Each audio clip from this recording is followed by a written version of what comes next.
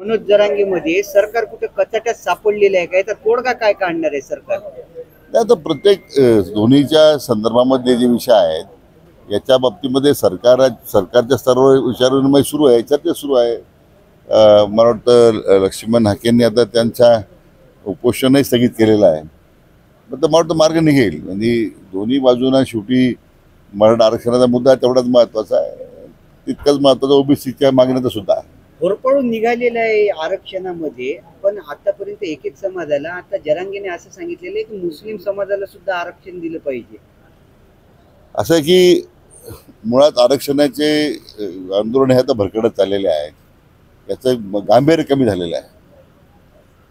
आमच्या सरकारनं 10% आरक्षण मराठा समाजाला दिल्याचा निर्णय झाला. सभागृहात एकमुखी निर्णय झाला. आज एकमुखी निर्णय झाल्याच्या नंतरही आज विरोधी पक्ष वेगळी भूमिका मांडत आहे.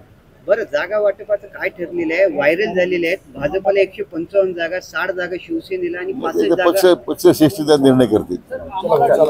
5 वाजता या, 5 वाजता.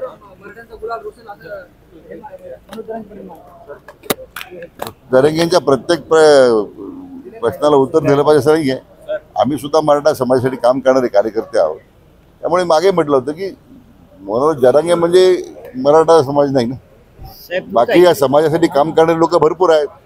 आम्ही तर प्रत्यक्ष ग्राउंडवर काम करणारे कार्यकर्ते आहोत. साहेब, तुमचा ईव्हीएम वर भरोसा आहे की नाही?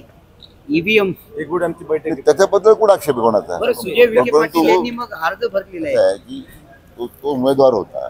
त्यांनी सांगितलं अगोदरच की कार्यकर्त्यांचा इतका आग्रह होता की आम्ही काम केल्यानंतरही जर असे निकाल येत असतील म्हणून त्या आग्रहासह त्यांनी तो निर्णय केलेला आहे.